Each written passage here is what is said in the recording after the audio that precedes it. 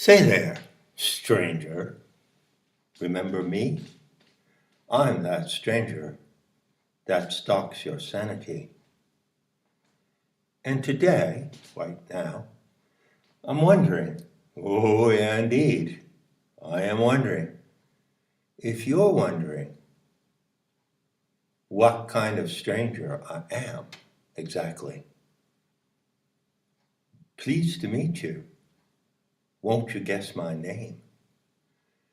But what's puzzling you, perhaps, is the nature of my game. No problem.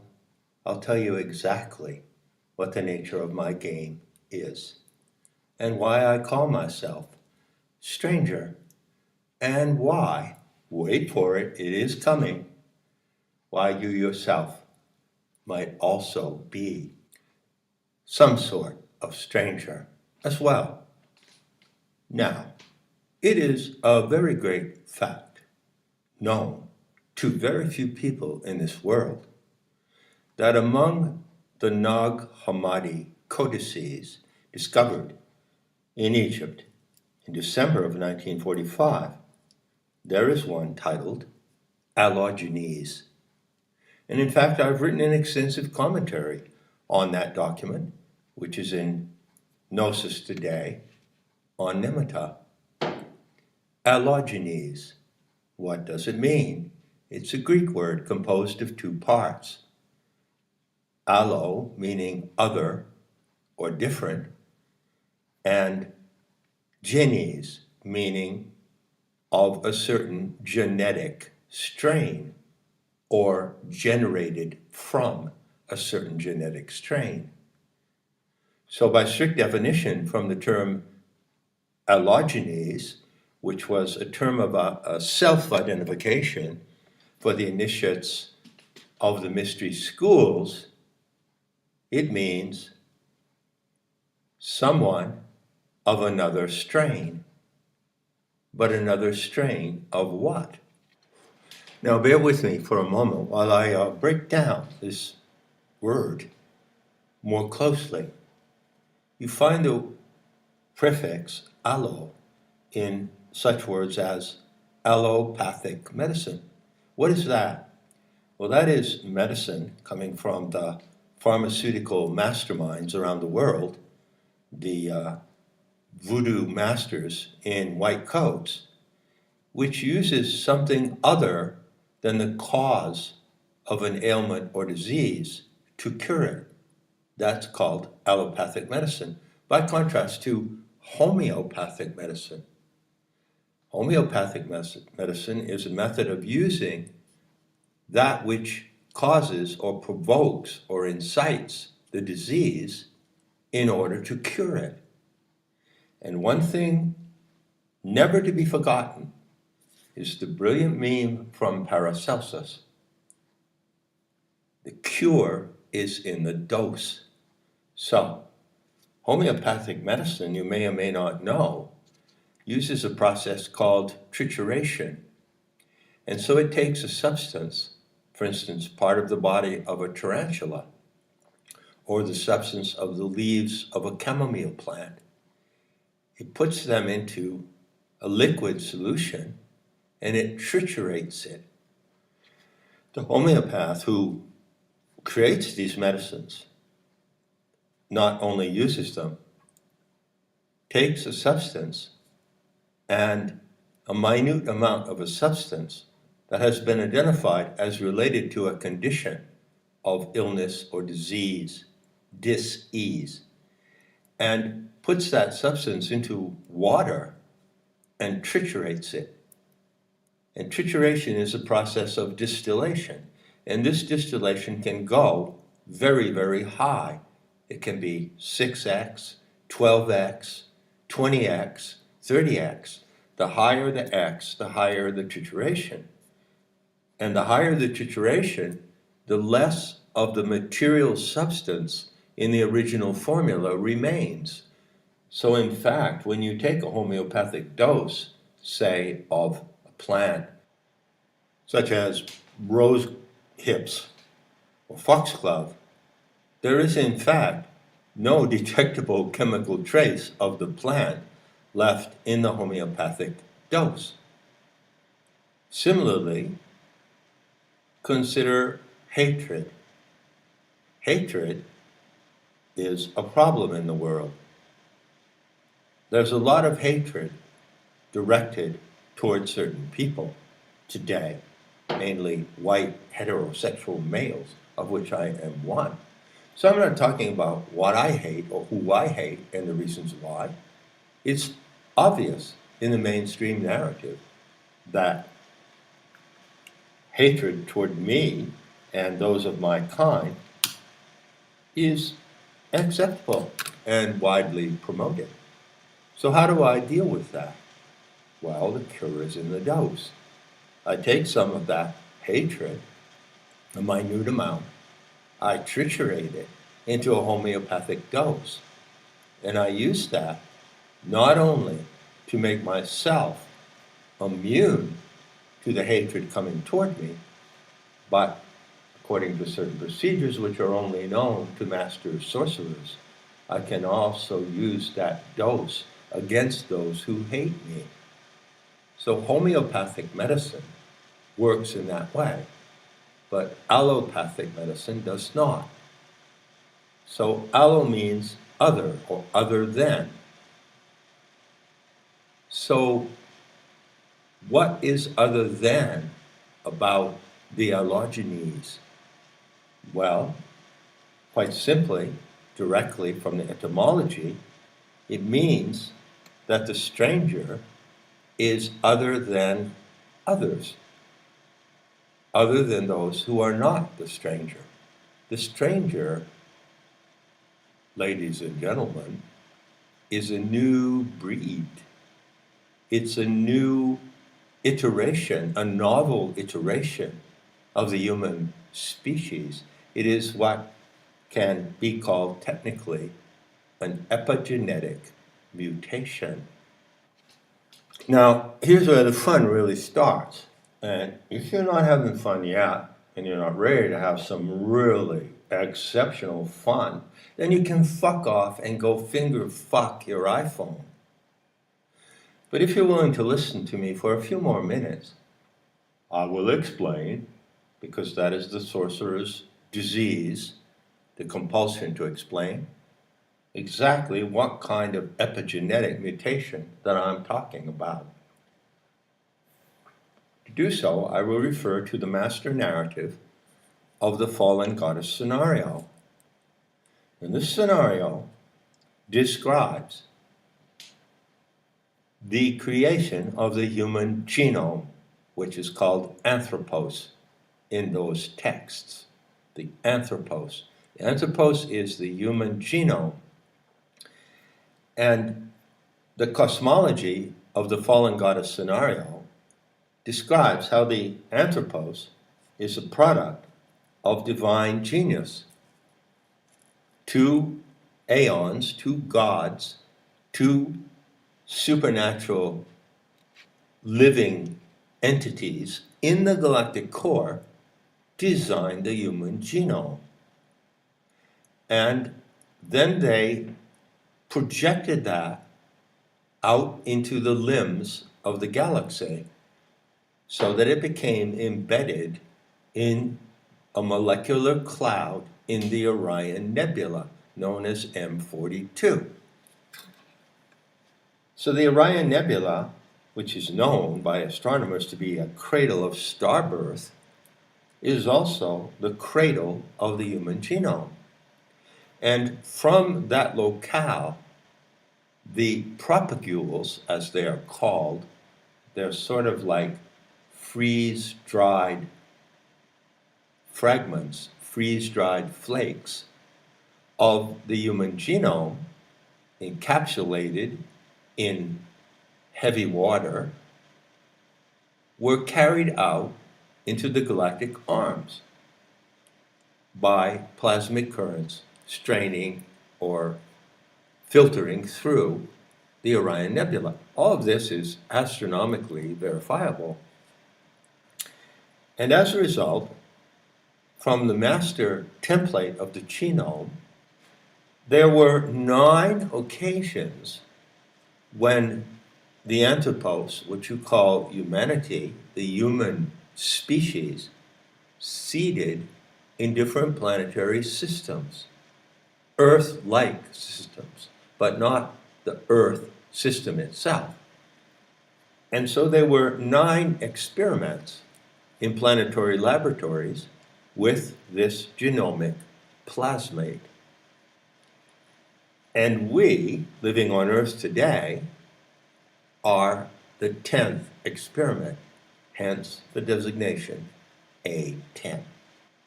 So to be precise, and you have to get this precisely to get it at all of the specimens of the human animal of all races that you see on the Earth today and that have been on the Earth since the Earth appeared in the galactic arms are variations of the 10th strain of the anthropic genome embedded in the Orion Nebula. And this is all factual. It's Gnostic intel, but it is astronomically and biologically sound and can be proven and has already been proven in various ways and various instances. Fine. So what about A10? The experiment in the planetary laboratory in which you are currently living. Well, the setting and circumstances of A10 are completely different from the previous 9 experiences with the very same genomic substance. They're different primarily because of 2 reasons, 2 monumental factors in the cosmic design of our world. First difference is that the planet, which provides the habitat for A10 since its emergence in the prehistory of prehistory, is actually the embodiment of the mother of the genome. So she, the Aeon Sophia, is Mother Nature, and the Earth is her body, but more precisely to understood to be like the dream body that you have when you act in a dream. It is material, physical, composed of all the elements of nature, earth, air, fire, water, composed of all the elements of the biosphere, nitrogen, oxygen, carbon dioxide, argon. It is materially real, and that ensemble is the body of the divine, supernatural, galactic scale goddess who devised the human genome in the first place. That was not the case with any of the other 9 previous experiments. The other monumental and anomalous condition of this experiment with A10 is that it has been, from an early stage, the target of extraneous and extra biological entities called archons. And these archons do not arise from some other civilization somewhere else in the galaxy. They are not some like advanced species that came in and hacked the human genome and created genetic experiments with humanity. No, no, no. All that is misinformation, misdirection, and disinformation. They are, in fact, an alien, cyborg-type, exobiological species that exists exclusively within our solar system, but not within the sphere of the Earth, Sun, Moon trinity. The archons cannot invade the Earth because they cannot inhabit the Earth because oxygen is toxic to them.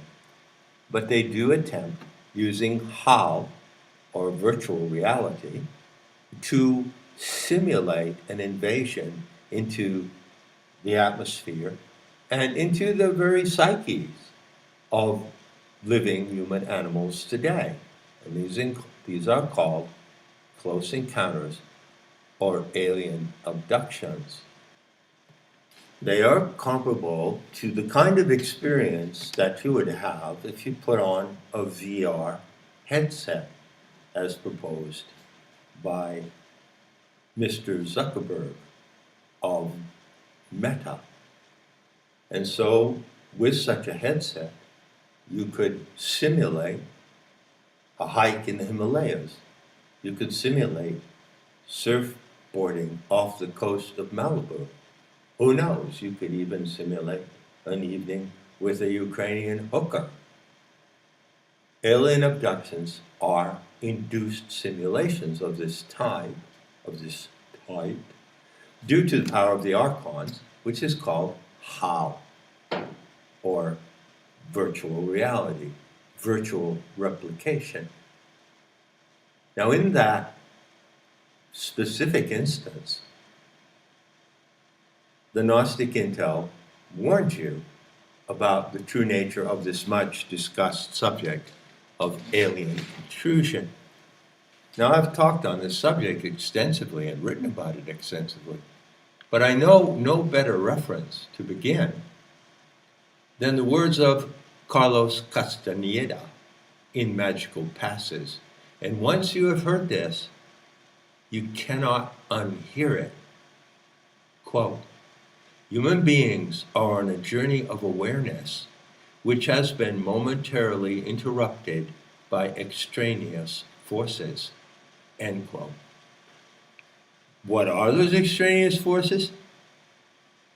There's no mystery about it. You don't have to go down rabbi holes for the rest of your life. You don't have to be perplexed and baffled about the ETUFO enigma.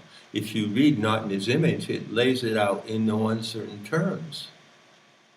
So the intrusion of the archons is an anomalous event in this current experiment, the 10th experiment, with A10, and also the fact that the Aeonic Mother, your Divine Mother, who designed the DNA code of your genomic identity, is also present to you directly in the presence of nature. These are the two outstanding points one learns from the sacred narrative of the mysteries.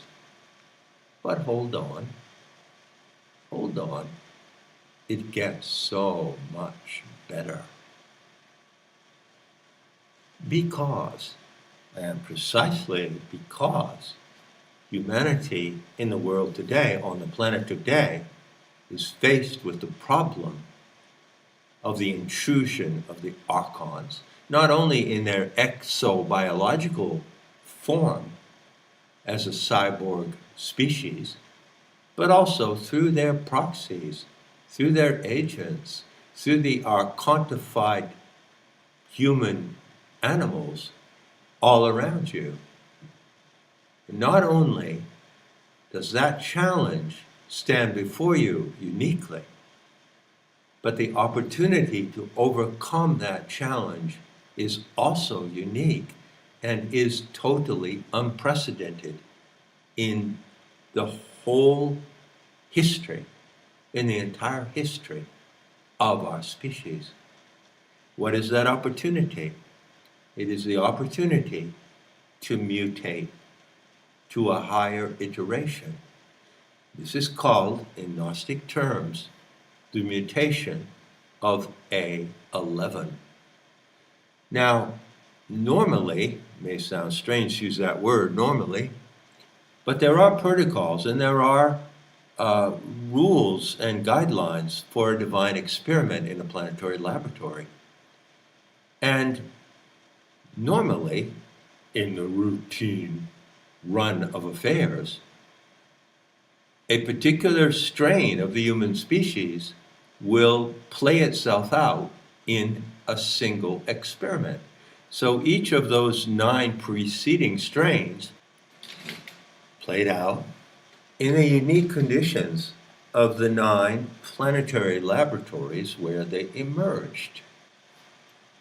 You are now living in a planetary laboratory which is unlike the 9 previous ones. So the conditions for the evolution, if you want to use that accursed word, of A10 are completely different. And in fact, a deep study of the Gnostic intel from the past, combined with the practice of Gnosis today, leads directly to a stunning moment of self-knowledge. Not only your self-knowledge as an individual person, but your self-knowledge as a member of the human species. And what is that unique and outstanding factor of self-knowledge? Simply that you have the opportunity to mutate to a higher iteration. You have the opportunity to become other than A10, to become Allogenes, an other generated type of human animal. Now, I guess I said this was going to be fun. Does it sound like fun? Does the idea that you can mutate, that you can undertake an epigenetic rewrite of your own DNA to turn you into something other than what you see around you as the so-called human population of the planet? Well, you can bet your booty that's true. And you can bet your booty you might be able to do it if you have the capacity to understand my words. And the proof that you can do it is simple. It's been done. And I myself, although not I alone, are an example of the higher mutation of A10 into A11. And the technical term for this, so one of the technical terms that I now have the pleasure to introduce to you, is transspeciation. This is where the fun starts. Can you see where I'm going? You know, as far as I can tell, I mean, I have no social life. I live practically in total retreat. Goddess knows where I get my information from about what's happening in the world at large and the events in the world, drama, etc. But I do seem to detect that there's a hell of a lot of blowback against things that have been forced down the throat of humanity for some time now. For example, the trans agenda.